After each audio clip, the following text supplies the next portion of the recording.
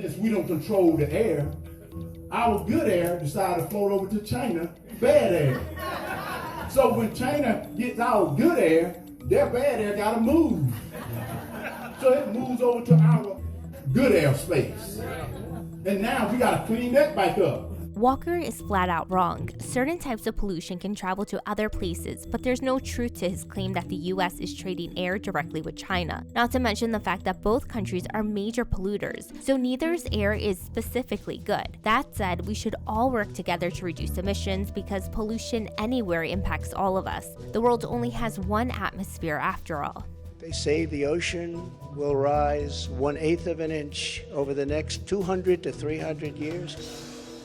But don't worry about nuclear weapons that can take out entire countries with one shot. The socialist disaster known as the Green New Deal, which is destroying our country, and the many crippling regulations that it has spawned, will be immediately terminated so that our country can again breathe and grow and thrive like it should. It's very, very much hurting our country.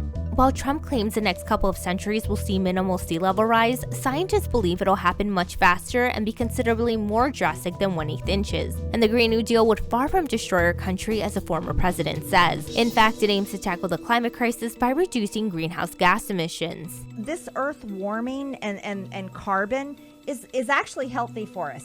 It helps us to feed people. It helps keep people alive. The Earth is more green than it was years and years ago, and that's because of the Earth warming. That's because of carbon. MTG's claim that carbon and global warming are healthy have been debunked by the World Health Organization, which says frequent heat waves and other weather events have already affected people's health all over the world. And while atmospheric CO2 is good for plants and all living things, excessive amounts of gas causes innumerable health problems for humans. America's going to have to burn fossil fuels. 80% of our energy comes from fossil fuels right now, and that's not going to change anytime soon because wind and solar are not reliable. They make our grid very unreliable. We simply can't afford spending hundreds of billions of dollars trying to solve a problem that's not solvable.